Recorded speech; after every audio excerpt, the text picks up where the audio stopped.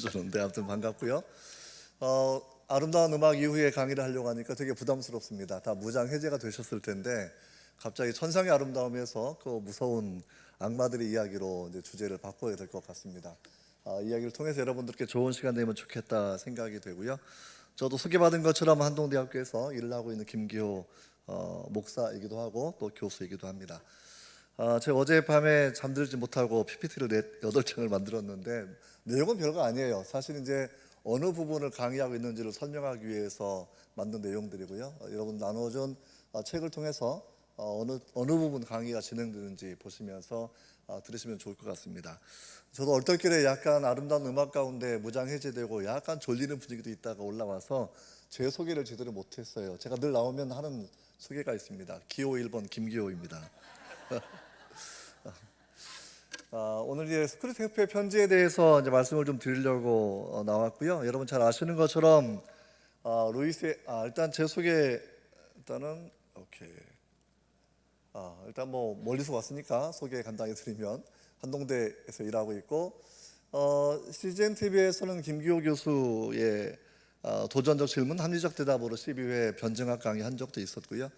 국민일보에서는 40회 연재 가장 큰 지면을 할애받아서 변증 카운슬러를 또 진행 그렇게 한 적도 있습니다.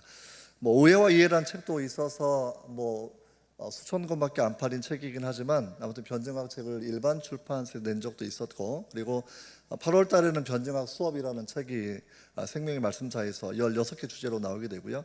그리고 10월 달에는 국민일보사에서 변증 카운슬러 책이 또 나오게 되어 있어서 관심을 가지고 또 보시면 좋겠다 생각이 듭니다.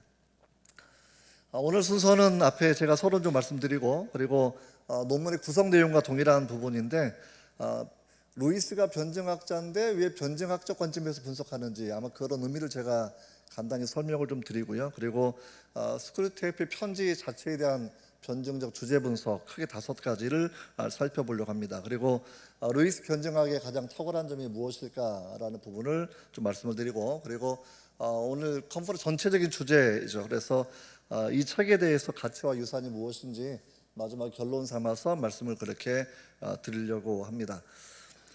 지금 이제 저희가 바라본다고 하면 루이스 변증학에 대해서 사실은 많은 분들이 정말 루이스가 복음적인 변증가냐 이렇게 반문하시는 분들이 있습니다. 여러분 115페이지 바라보시면 그 내용이 잠깐 기록이 되어 있는데 우리가 잘 알고 있는 유명한 분들이 가령 제2의 패커 같은 경우에도 루이스의 속죄관, 성경의 무호성에 대한 견해, 연옥의 존재 또는 보편적 구원론에 대한 암시 이런 부분들이 복음주의를 좀 떠났다라고 비판하는 분들도 있습니다.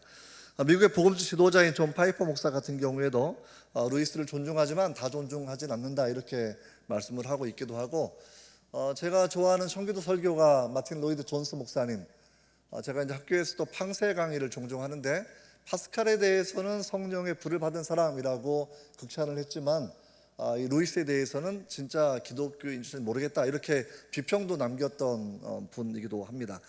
우리가 웨스트민스터의 유명한 변증학 교수였던 코넬리우스 반필 같은 경우에도 여러 가지 교리에 있어서 개혁주의적 이 영역은 좀 떠나 있지 않는가라고 하는 그런 우려사항을 말씀하신 적도 있습니다.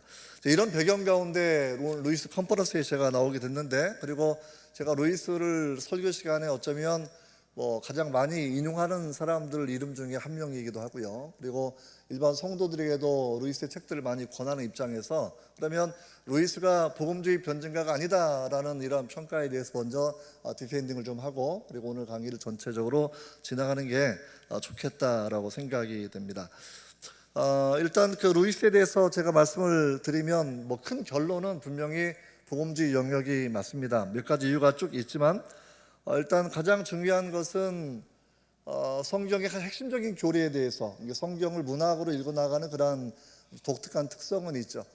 철학자들 중에서 저는 칸트나 헤겔이나, 저는 이제 베일러 대학에서 존 롤스라는 정치 철학을 제가 박사학위를 공부를 해서 철학책은 저한테 굉장히 친숙한 그런 내용들입니다만 철학자이면서 문학자인 사람들의 글은 좀 쉽지는 않습니다. 가령 우리가 키에르케고르의 이런 철학적 또는 문학적 저서라든지 또는 팡세 또는 프로뱅시아 이런 책들도 문학을 담고 있는 철학 또는 철학 안에 담기는 문학이 함께 포함되어 있어서 우리가 보통 굉장히 그 무미건조한 글들만 읽어가는 철학자가 바라볼 때에는 좀 재미없는 그런 내용들이기도 한데, 루이스 같은 경우에는 제가 보면 굉장히 복음적인 내용이 충분히 저는 있다라고 생각이 됩니다.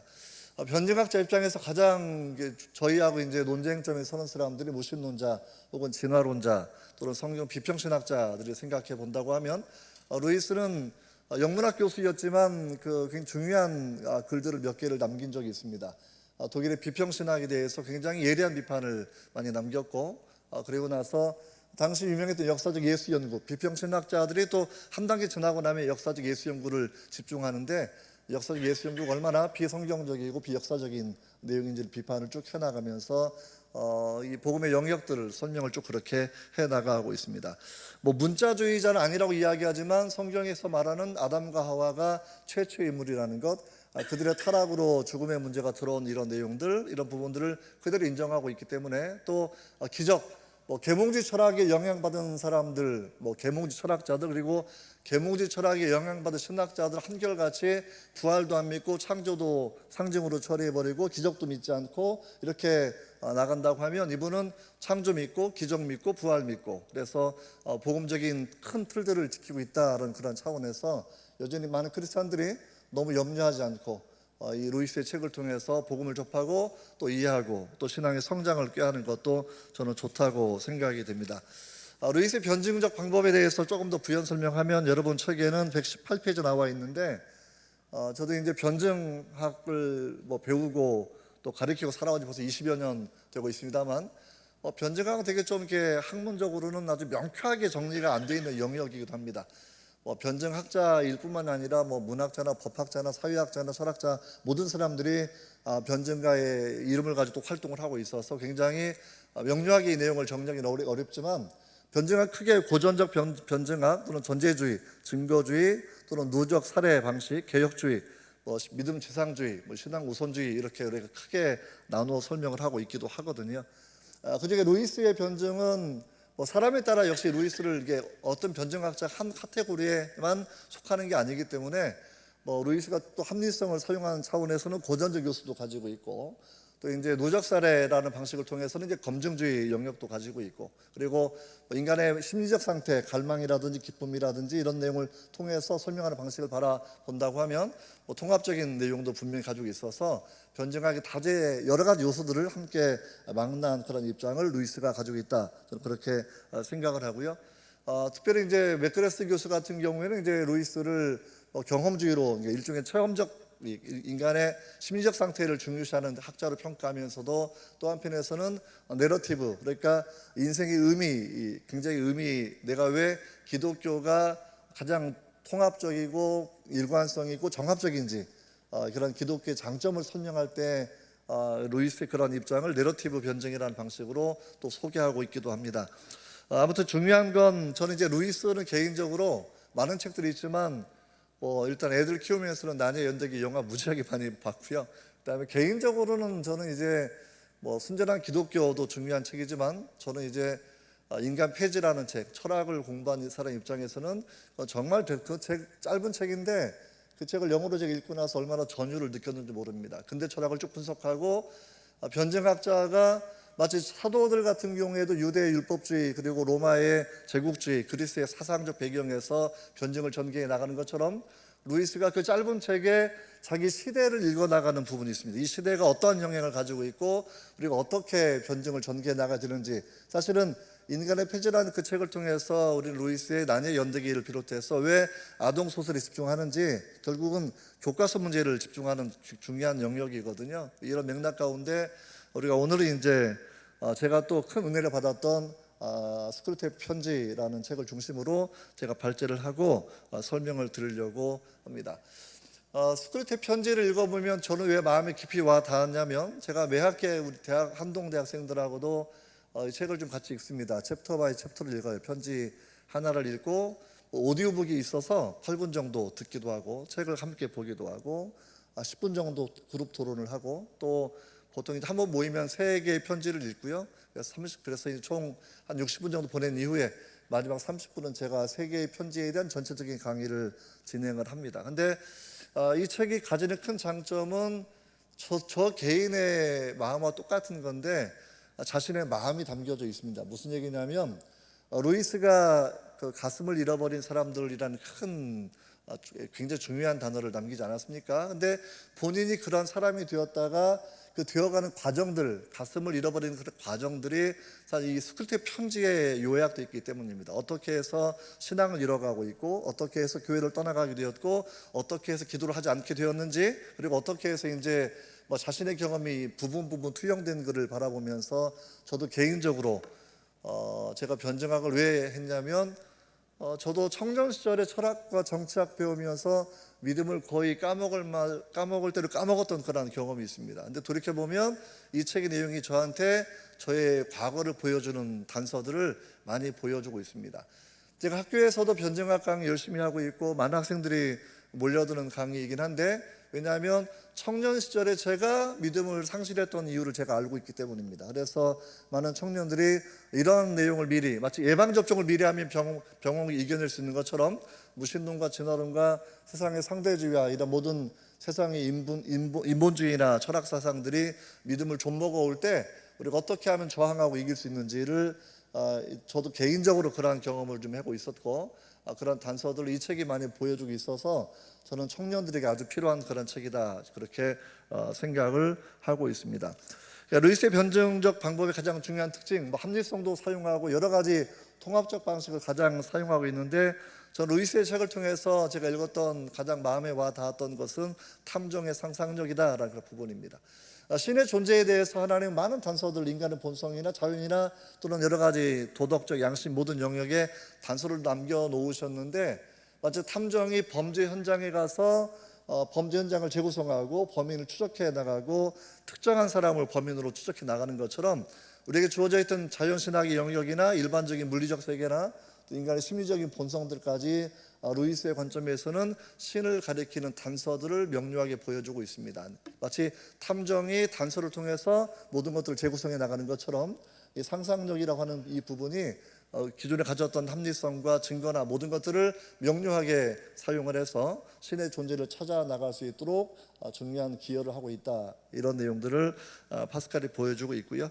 그래서 루이스의 변증이 왜 설득력이 있는가, 제 책 논문에도 잠깐 써놓았는데, 가장 기본적인 사항으로는 자신의 경험이 투영되어 있기 때문입니다. 가슴을 잃어버리는 상황들, 가장 소중한 것은 마음과 가슴과 영혼으로 배워나가는 것인데, 그런 것들을 배우지 않는 유물론과 진화론과 무신론의 상대주의, 극단적 이기주의, 이런 자신이 10대 때 잃었던 내용의 그런 과정을 통해서 본인은 믿음을 잃어갔고, 그리고 무신론자로 거의 16년 정도를 살아왔던 그런 사람이거든요. 그리고 또 치열한 토론을 통해서 유신론으로 다시 크리스찬으로 바뀌는 과정들을 우리가 바라보는데, 무엇보다도 자신의, 쉽게 말하면 자신의 삶과 마음이 담겨져 있는 영적인 여행의 자서전적인 요소가 이 책에 담겨져 있다라고 생각이 되어서, 제가 마지막 결론도 말씀을 드리겠습니다만, 우리 한국 교회의 가난한 성도가 40% 정도가 되지 않습니까? 청년들 세계에. 그래서 그들이 왜 교회를 떠나가게 되었는지, 왜 성경을 읽지 않게 되었는지, 왜 그들은 그렇게 안 나오는 사람이 되었는지를 우리가 이 분석할 수 있는 아주 중요한 인사이트가 이 책에 사실은 가득 담겨 있다라고 생각이 됩니다. 이제 그 다음 내용을 바라보시면 이제 좀 스쿨테이프의 편지, 변증의 이야기를 좀 더 진행해 보려고 합니다. 제게 한 30분 정도 시간이 남아 있는데 122페이지에 나와 있고요. 그래서 구조의 특징을 바라보면 우리가 잘 아는 것처럼 이 31개의 편지로 되어 있고요. 그리고 약 7개월 정도 연재되었던 그런 내용, 가정이라는 성공의 주관제 연재가 되었던 그런 편지들이 이제 책으로 출판이 된 상황이라고 생각해 보시면 되겠습니다. 정말 진정한 경건서적 혹은 그 인간의 본성에 대한 연구 또는 영적인 신앙 성장과 쇠퇴 원리를 담고 있는 부분 또는 윤리적인 영역까지 이 책이 다층적으로 변증이 무엇을 해야 되는지, 단순하게 교리를 설명하는 것이 아니라 인간의 본성을 이해하고 그들이 믿음을 잃어가고 또 믿음을 회복하는 과정들 가운데 그들 어떻게 도움을 줄 것인지라는 부분을 읽어내는 것이 이 책에서 중요한 부분이라고 그렇게 우리가 생각할 수가 있습니다. 이 편지를 바라보면 저는 크게 세 가지 행위자를 우리가 주목해야 된다고 생각합니다. 한 가지는 악마죠. 이게 스크루테이프라는 거의 차관급 해당되는 악마가 있고, 그리고 여러 악마들이 동원이 되고 있는데 주로 이 환자, 이게 크리스찬을 환자라고 불러요. 제가 군대 가서도 30년 전에 기독교인들을 환자라고 불렀었거든요. 그래서 주일 되면 환자 집합 이래가지고 갑자기 환자가 되어서 교회로 갔던 기억이 나서 저는 전혀 낯설지 않은 그런 단어입니다. 그래서 늘 이렇게 우리가 환자로 취급을 받아왔던 경험이 있어 왔기 때문에, 그래서 그런 관점으로 이제 환자가 어떻게 하면 하나님께 멀어지게 할 것인가, 영적인 어둠의 영역이 있다라는 거예요. 그러니까 보통 우리가 예수님 당시에도 사두개인들, 현재의 유물론자들, 무신론자들은 영적인 존재를 전혀 인정하지 않는데 영적인 게 있다라는 겁니다. 영적인 게만 있으면 또 두 번째 행위자는 사람인데 결국은 우리 사람이 책임지고 살아가는 건데, 이 환자, 젊은 청년의 사람, 그다음에 어머니 또는 친구들, 그다음에 믿음 좋은 아가씨를 만나야 되는 삶의 여정까지를 바라보게 되면서 인생의 어떤 본성과 인간의 윤리적 책임의식까지 다루는 영역이 우리가 두 번째 이 책을 볼 때 참고해 주셔야 되겠고요. 세 번째는 거의 나오지 않지만 마지막 31번째 편지는 영국의 젊은 청년이 믿음을 떠났다가 회복되어가는 과정들, 또 업앤다운을 거쳤다가 마지막에 믿음이 좋은, 마치 스크루테이프의 눈에 바라볼 때는 빛의 광채 휩싸여 있는 믿음의 여인을 만난 이후에 좀 믿음이 많이 회복이 되었는데 인생은 비극적으로 영국이 독일의 폭격을 받는 상황 가운데 이 청년도 죽게 되는 그 마지막 내용이 나와 있거든요. 근데 마지막 장면에서 보면 비로소 이 스크루테이프 편지 31편에 담겨있는 하나의 보이지 않았던 플러스를 보여주게 됩니다. 다시 말하면 인생은 나만 있고 또는 나를 어렵게 했던 다른 사람들이나 영적인 원수만 존재하는 것이 아니라 모든 순간순간 우리를 도와주었던 천사의 역할들, 그리고 결국은 죽음의 과정을 통해서 하나님 앞에 서게 되는, 천국에 입성하게 되는 그런 내용들을 보여주기 때문에 우리가 이 부분도 함께 읽어야만 인생이 비참해지지 않습니다. 우리가 연약한데 우리를 괴롭히는 사탄들만 가득가득 유혹자, 교정학교에서 수없이 마귀들을 배출해내고 있고, 우리는 영적인 원수와 싸워야 되는데 제대로 인식도 하지 못하고 그렇게 비관적으로 살아간다라는 것이 아니라 우리를 때에 따라 도우시는 천사의 손길도 있고 또 하나님의 은혜도 있고 또 교회라는 아름다운 빛나는 공동체가 존재하기 때문에 여러분 함께 보시면 이 책을 굉장히 재미있게 읽어나갈 수 있다라고 그렇게 우리가 생각할 수가 있습니다. 125페이지 바라보시면 변증의 주제들이 쭉 포함되어 있어요. 그래서 제가 이제 그 부분을 주로 말씀을 드리게 되는데 크게 말하면 5가지 정도가 됩니다. 변증의 주제들이 합리적인 생각과 논증의 중요성, 그다음에 악마의 존재와 활동, 그들은 어떻게 활동하는지, 또는 천사들의 존재, 하나님, 천국의 특징들, 성도의 영성, 쇠퇴와 회복에 대한 방법들, 그리고 변증학자 관점에서는 이제 5번이 더 중요한데, 당시 영국교회 상황과 이런 상황을 바라보면서 무엇이 영국교회를 그렇게 어렵게 했는지가 아주 짧지만 담겨져 있는 부분이 여기 있다라고 생각이 됩니다. 125페이지 처음 나와 있는 것인데요, 첫 번째 편지를 바라보면 그렇게 나와 있어요. 워무드라는 아주 신참 마귀가 이 환자를 결국은 신앙생활을 하지 못하게 하려고 썼던 처음 방법은 논증이라는 방식입니다. 논증을 동원해서 하나님 없다고 말하려고 하는 이런 전략을 가지게 되었을 때 고참이었던 스크루테이프는 그러지 마라, 논증은 하나님에게 유리한 것이다 라는 이런 얘기 해나가면서 이야기하는 거죠.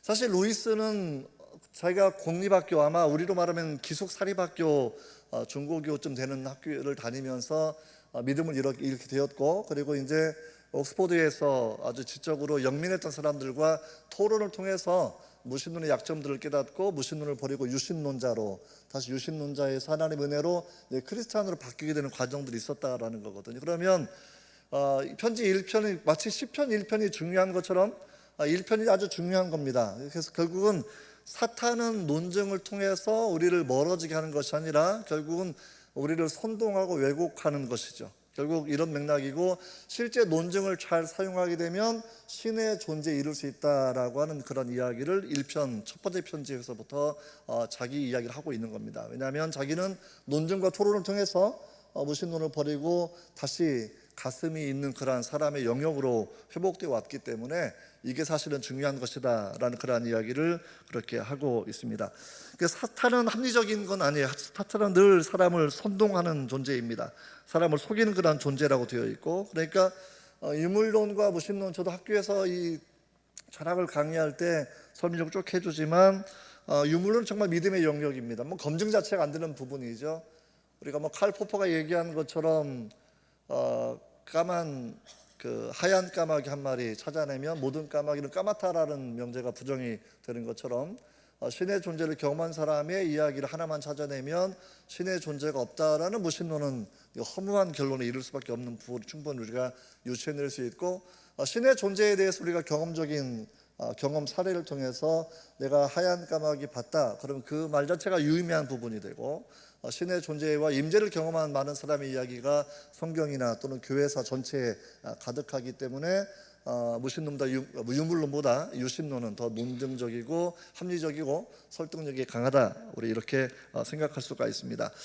이런 유형의 책이 파스칼이 썼던 프로뱅시아라는 책이 있어요. 그것도 18개 편지를 묶어놓은 그런 내용입니다.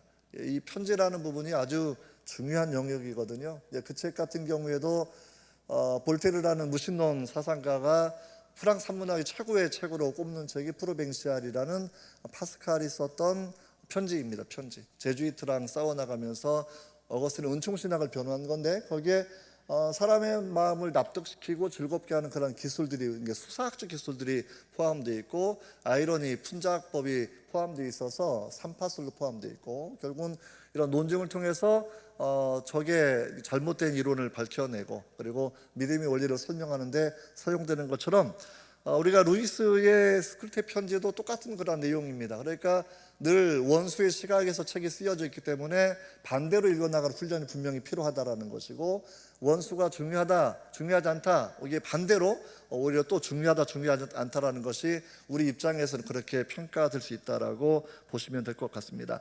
그러니까 생각의 중요성은 루이스 전체의 모든 저서에서 굉장히 반복해서 나오는 그런 중요한 단어입니다. 그러니까 생각 자체가 중요하다라는 것은 근대 철학자들의 이야기이고, 생각은 잘 생각하는 것이 중요하다라는 것은 파스칼과 또 루이스의 공통적인 그런 이야기라고 생각해 볼 수가 있습니다. 정치 철학자인 한나 아렌트가 그런 얘기를 했었는데, 왜 2차 대전 때에 그 독일에 있었던 히틀러의 이인자 아히만이 500만 명을 강제 수용소에 보내지 않았습니까? 그때 이제 자기 변론을 해 나가면서 총통의 명령, 독일에 이제 시민혈동 보호법 이런 게 있는데 나는 그 법을 따른 것이다, 이런 얘기를 했을 때에 한나 아렌트라는 정치 철학자가 그 사람의 특징은 소틀레스네스, 사유가 없다, 생각이 없다라는 그런 이야기로 악의 평범성이라는 아주 유명한 철학적 단서를 말씀한 적이 있습니다. 이 책도 마찬가지, 사탄은 우리에게 생각하지 못하게 하고 감정에 선동되게 하는 것, 이런 전략을 주로 펴고 있는 것을 얘기해 나가고 있고요. 그래서 생각을 잘한다고 하면 원수의 전략도 알아낼 수 있고, 우리가 이 생각과 추론과 논증을 통해서 믿음은 견고해 줄 수 있다라는 그런 이야기가 반복해서 이 책에 나와 있습니다. 사람은 오류 가능한 존재, 선동되거나 또는 설득되기 쉬운 존재. 그러니까 이 루이스 같은 영민한 학생들마저도 히틀러의 방송 연설을 들으면서 선동되었다고 얘기하거든요. 그 뛰어난 연설, 대중적인 연설 능력이 있으니까 거의 설득되었을 정도라고 평가를 그렇게 하고 있는 그런 부분이 있습니다. 그래서 사람은 되게 이제 이 감성의 선동적인 요소를 통해서 설득당할 수 있는 그런 부분인데, 이걸 넘어서려고 하면 합리성이 좀 더 강화가 되고, 주로 감정의 영역보다는 합리성과 지성과 이성의 영역으로 내려와야 된다라는 그런 부분을 아주 일관되게 저는 이 책이 강조하고 있다고 생각이 듭니다. 두 번째 영역은 악마의 존재에 대한 이야기입니다. 예수님 당시에도 사두개인들은 종교인이었지만 악마, 천사 믿지 않았던 그런 사람들이죠. 우리 시대에도 그 서문에 나와 있는 것처럼 악마 아예 없다라고 말하는 사람들이 있는가 하면 불건전하게 악마에 종속된 사람이 있다라는 이런 두 가지 경향성을 루이스가 현대인의 모순으로 그렇게 설명해 주고 있습니다. 사실 우리는 계몽주의 이후에 계몽주의 철학 자체가 이성을 넘어서고 과학을 넘어선 영역은 인정하지 않기 때문에 그게 영향받았던 신학자들 같은 경우에는 초자연적인 존재들에 대해서 그렇게 인정하지 않았습니다. 천국도 지옥도 하나님도 천사도 마귀도 다 인정하지 않고 주로 심리적인 영역들로 설명해 나왔다고 우리가 보는 거죠. 불투만이 그랬고 역시 폴 틸리도 그런 경향성들을 많이 보이고 있는데, 루이스의 장점은 천국과 지옥 또는 천사와 마귀를 바라보면서 단순하게 어떤 문학적 상징으로만 처리하는 것이 아니라 그들이 실제하고 있다라는 것, 영적인 존재도 실제하고 있고 하나님도 실제하고 있고 천국과 지옥도 실제하고 있는 것이다라는 이 실제성에 대한 아주 명료한 입장을 가졌던 것이 저는 아주 유익한 부분이다라고 생각이 됩니다. 우리가 성경에서 얘기하는 것처럼 악마, 사탄의 그런 본성, 거짓말장이 성도를 유혹하는 것, 아주 성경적인 마귀론, 사탄론에 대해서 명료한 일을 그렇게 하고 있고요. 그러면서 이제 이 사탄의 이름이 스크루테이프의 편지 128페이지 바라보면 슬럽갑, 글로버스, 스캡트리, 슬럽고브, 토드파이프, 트림트 위즈, 슬럼, 트림펫 여러 가지 이름이 있는데 되게 우리가 영어라서 좀 어감이 그런데 영어로 읽어나가는 사람들의 입장에서는 굉장히 불쾌한 느낌, 아주 안 좋은 이미지를 불러오는 그러한 이 장명법을 그렇게 사용을 해서 사단에 대해서 어떤 호감을 갖지 않도록 하는 장치를 그렇게 해 나가고 있습니다. 이 책에 대해서 우리는 이제 정치인 가운데 로널드 레이건 대통령이 이 책을, 이 내용을 가지고 한번 연설을 그렇게 한 적도 있었고요. 그러면서 이제 그 소련 당시 이제 공산주의 전체주의국의 특징도 설명한 적도 있었고, 또 이제 미국 사람들은 많이 웃는 훈련이 되어 있으니까 또 정치인들에 대한 빗댔던 그런 이야기도 또 레이건이 했던 게 있었죠. 그러니까 정치인을 빗대는 얘기 하나, 레이건의 이야기가 요 변증 복음주의 협회에 나가 이런 얘기를 했다고 그래요. 저도 자료를 쭉 찾아보니까 연설문이 나와 있던데, 미국 정치인 하나가 이제 죽어서 천국에 가게 됐습니다. 갔더니 초호화 맨션을 예수님이 준비해 주신 겁니다. 서빙하는 많은 사람도 존재하고 있고, 너무나 황송해서 내가 이렇게 거대한 맨션에 많은 사람들의 섬김을 받으면서 이렇게 살아도 되겠습니까? 라고 물으니까 주께서 씩 웃으시더니 정치인 중에 네가 1호야 1호. 그래서 이제 별로 안 웃기죠 우리한테는. 근데 그쪽에서는 되게 이제 이게 정치인들이 대통령이 하는 그런 이야기니까 아주 사람들이 공감대를 형성했던 그런 이야기입니다. 정치인은 믿을 게 없다 이런 얘기 우리 한번 또 생각해 보면 좋겠죠. 그래서 되게 악마가 어떻게 구성되고 있는지, 악마가 가진 두려움을 따라 그들은 이제 강한 악마한테 징벌을 당하는 거라든지 혹은 약한 악마를 내가 흡입해서 내 세력을 힘을 키워나가는 것, 이런 전형적인 특징들 설명을 쭉 그렇게 해나가고 있는 장면이 나와 있고요. 그리고 천사 이야기는 사실은 이 책에는 플라처럼 지나가는 것 외에는 잘 나와 있지 않습니다만, 더 그레이트 디볼스, 위대한 이혼, 우리말 번역은 천국과 지옥이 이혼되어 있는데 거기에 나와 있는 내용들이라든지 다른 걸 바라보면 루이스가 가졌던 이야기 함께 포함되어 있습니다. 그래서 이런 내용 바라보면서 우리가 해야 되는 그런 부분은 뭐냐면, 루이스가 했던 중요한 이야기는, 루이스는 계몽주의자나 또는 불투만 이런 자유주의 신학자와 다르게 본인은 초자연주의를 믿는 사람입니다. 하나님의 존재와 천국과 지옥과 기적과 부활과 이런 것들을 그대로 믿는 그런 사람의 특징을 그렇게 보여주고 있었고, 그런 세계관을 강조하는 그런 차원에서 이 책에서는 많이 강조되어 있지 않지만 루이스의 다른 저작을 통해서는 마귀와 대척점에 있는 천사의 활동들이라든지 또는 이런 영적인 문제에 대해서 우리가 늘 수동적으로 당하는 입장이 아니라 인격성을 가지고 전쟁을 수행해 나가면서 우리 삶을 책임감 있게 살아갈 수 있는 부분을 강조하는 것도 루이스의 중요한 특징의 기여라고 생각하게 됩니다. 32페이지 바라보시면 노인과 하나님에 대한 이야기가 나와 있거든요. 이게 사탄은 강한 놈이 약한 놈 흡수해서 마치 사람까지도 먹이로 삼으려고 한다고 하면, 하나님의 가장 중요한 특징, 하나님 기쁨과 행복을 창조하신 분이라는 내용, 그리고 사람의 영원한 불멸의 개별성, 빛나는 광희 가운데 사람을 존재하게 하시는 그 하나님의 특징들, 그리고 자유의지를 존중해 주셔서, 그리고 신은 사람을 강간하지 않습니다. 사랑에 호소하는 것이고, 결국 이제 피조물과 그 피조물이 영원히 분리되면서도 최고의 존엄성과 아름다운 모습을 갖게 되는 불멸의 어떤 개별성들을 강조하는 것이 신이라는 것이고, 그래서 사탄은 제가 중간중간에 숫자를 써놓은 거는 홍성서에 나온 스크루테이프의 편지 번역본 페이지입니다. 뭐 일일이 인용할 수가 없어서 가끔 이제 본문에 있는 숫자는 번역본의 페이지니까 찾아보시면 그런 내용이 담겨져 있습니다. 그래서 사탄은 모든 존재를 모조리 삼켜버리는 것이지만, 하나님은 사람을 처음에 종으로 불렀다가 나중 결국 아들로 삼고 영원히 빛나는 개별자로 존재하게 하신다라는 그런 부분을 쭉 그렇게 설명해 주고 있습니다.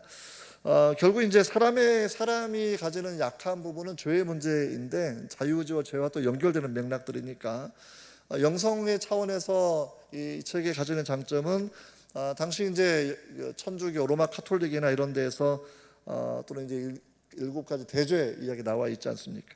뭐 교만, 시기, 탐욕, 탐식, 분노, 정욕, 나태함인데 31개의 편지에 이런 요소가 다 녹아져 있습니다. 그러니까 결국 죄가 어떻게 연결되어서 하나님을 떠나가게 하고 다른 사람에 분노하게 하고, 그다음에 가정과 또는 윤리생활이 무너지게 하고, 그리고 다른 사람에 비해서 내가 교만한 마음을 갖는, 우월한 마음을 갖게 하는 것, 또는 시기하는 것, 또는 탐욕과 탐식의 마음을 가지는 것들을 이 청년과 청년의 어머니와 또는 그 친구들을 통해서 인간 사회에 빠지지 않는 죄의 문제를 쭉 그렇게 설명을 해주고 있습니다.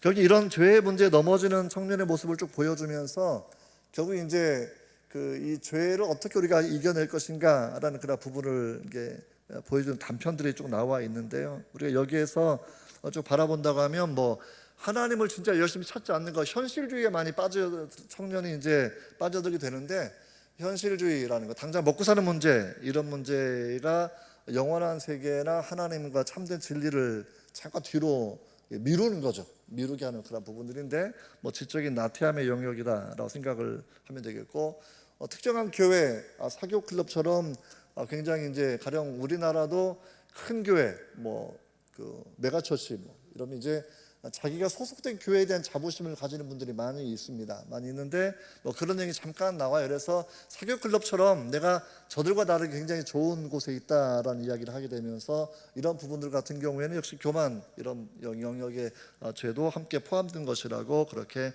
생각할 수가 있습니다. 또 한 가지는 매번 다른 사람을 만날 때마다 다시 내 안에 내주하신 성령님이 없고 확고한 신념이 없다고 치면, 사람을 만날 때마다 나도 다른 사람이 되어가는 것, 이런 사람의 변화를 바라보면서 결국 이제 줏대가 없는, 파운데이션, 토대가 없는 그런 교인의 약점, 성도의 모습이라고 보기는 어렵고요. 그런 교인들의 약점을 설명하는 것도 이 책에서 가지는 중요한 특징이라고 생각이 됩니다. 그러니까 다른 사람을 만날 때마다 그렇게 보이는 정도가 아니라 정말 매번 다른 종류의 사람이 되어가고 있다라는 이야기. 그러니까 그 사람을 기분 나쁘게 하지 않으려고 사교 클럽 다니는 사람 만나면 나도 같이 사교 클럽을 즐기는 사람으로, 사업가 만나면 나도 다시 돈을 좋아하는 사업가의 그런 기질로, 유물론자 만나면 나도 유물론자, 진화론자 만나면 과학의 이름으로 또 그렇게 해야 되는 거니까 나도 진화론자가 되어가는 거, 이런 줏대가 없는 교인의 그런 모습을 쭉 보여주고 있습니다. 이런 내용 쭉 보여주면서 아주 저는 재밌게 읽었던 구절 하나가 135페이지 바라보면, 바야흐로 왈츠의 시대는 가고 재즈의 시대가 왔다. 이때 신체만 보아서는 남자인지 여자인지 이제 구분이 안 되는 그런 시대를 쭉 설명을 해 나가는 부분도 85년 전 시대 상황이지만 요즘과도 굉장히 우리가 이 복잡한 시대를 살아갈 때 연결되는 부분이 있다라고 생각이 됩니다.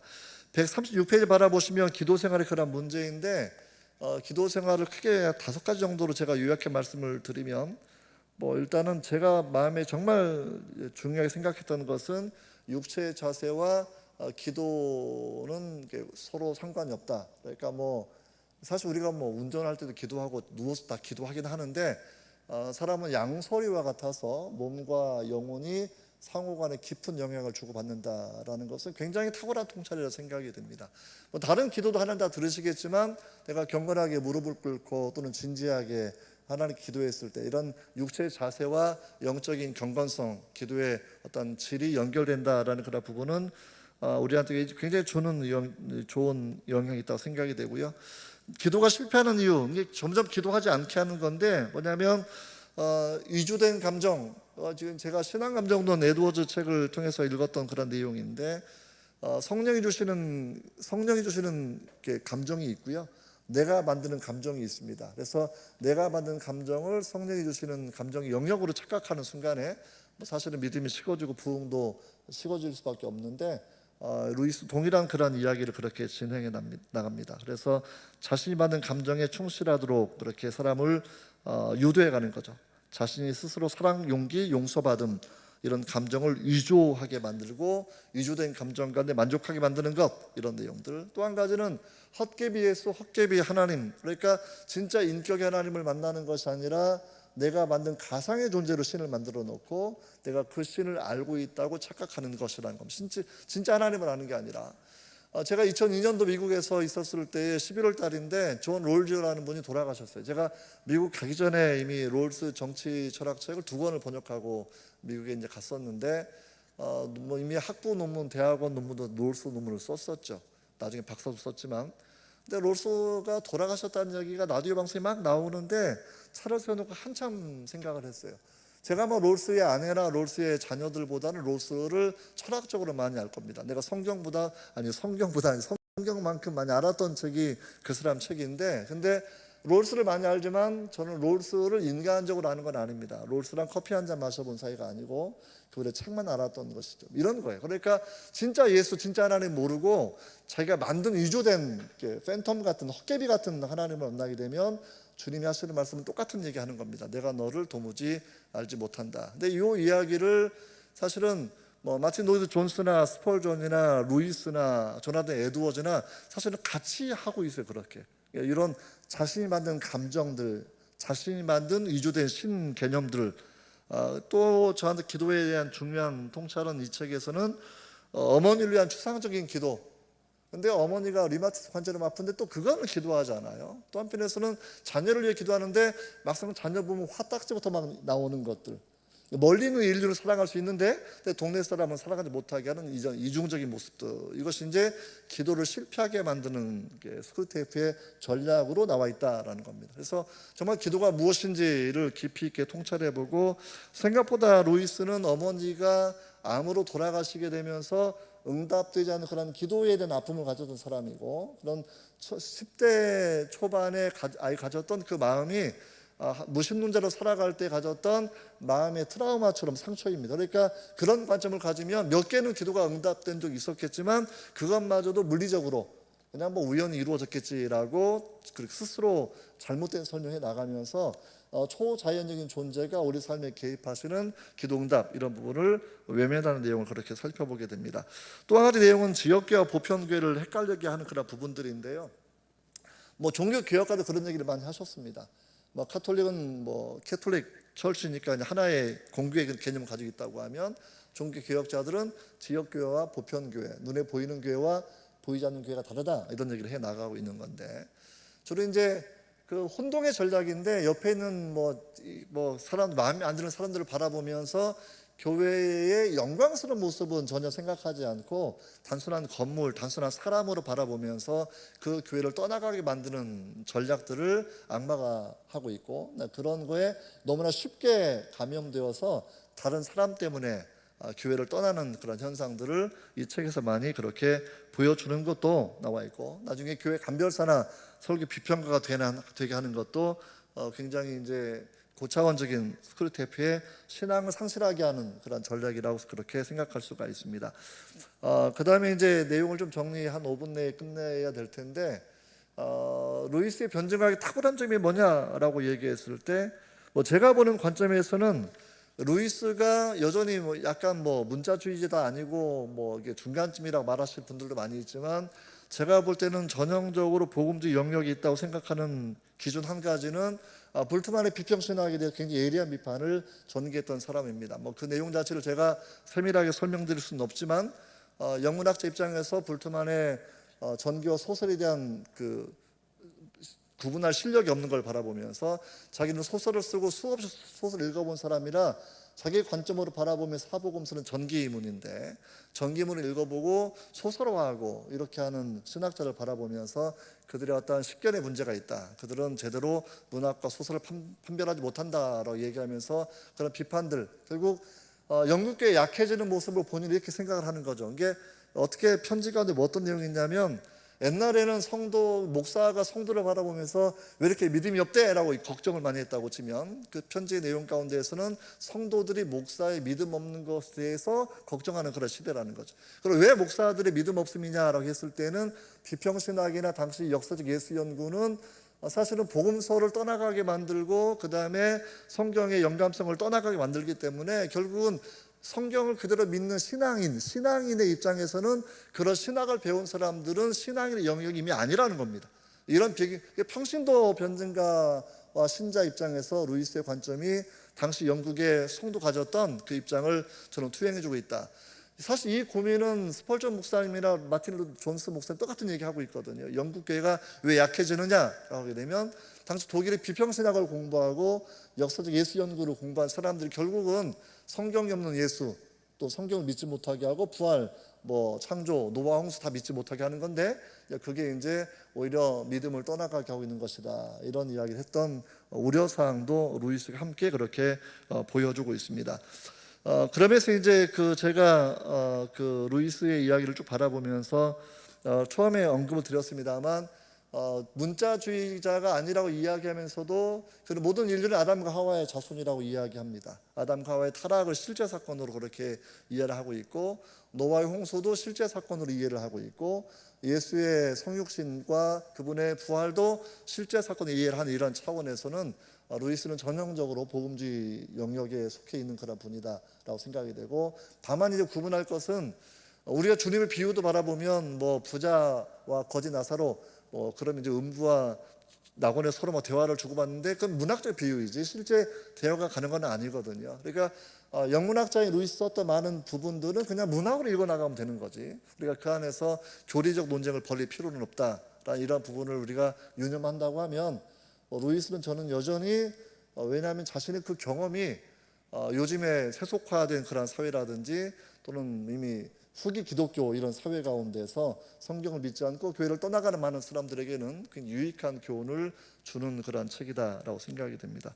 저는 아무튼 개인적으로는 이제 요 책을 우리 학생들하고 제가 꼭 읽는 책 중에 한 가지가 순전한 기독교 또는 요 책, 인간 페이지 이런 책들인데, 요 책 읽게 되면 우리 학생들이 자기도 모르게 가나안 신자가 되어가는 경향성을 빨리 발견하게 됩니다. 내가 이래서 요즘에 몇 주 교회에 빠졌다라는 이런 자기 고발도 사실 많이 하게 되거든요. 그래서 이 책은 우리나라 청년 계층 가운데에서 약 40% 정도가 가나안 신자화 되어 있는데, 그들과의 어떤 컨택 포인트로 사용할 수 있는 중요한 교재다라고 생각이 되고요. 그리고 교회 안에 있는 청년들도 다 이 이유 가지고 이미 안 믿으려고 작정하고 있기 때문에, 저는 교회에서 교회학교 청년부나 고등부 정도만 돼도 이 책을 함께 편지를 하나 읽고 중요한 교리를 잠깐 설명해주고 이러면서 자신의 심정도 좀 오픈해서 이야기하게 한다고 하면, 우리가 예방접종의 중요한 의미가 여기에 포함되어 있고, 가나안 신자화가 되는 길을 예방하고 또는 가나안 신자가 되었던 사람들을 좀 다시 교회로 유입하게 할 수 있는 중요한 전략을 이 책이 제공해 주고 있다, 저는 그렇게 생각을 하게 됩니다. 145페이지 바라보시면 마지막 결론 중에 하나인데, 결국은 파스칼도 같은 이야기 하는 거, 잘 생각하는 훈련들을 하는 겁니다. 선동되지 않고, 이게 마귀가 사람을 자꾸 선동하는 거니까 선동되지 않고 합리적으로 증거에 따라서 또는 그 인간의 본성을 잘 생각해 본다고 하면 신의 존재를 추구하고 천국의 아름다움을 추구하고 살아가는 성도를 만들어낼 수 있다라는 그런 이야기를 우리가 이 책에서 그렇게 찾아볼 수 있다라고 생각이 됩니다.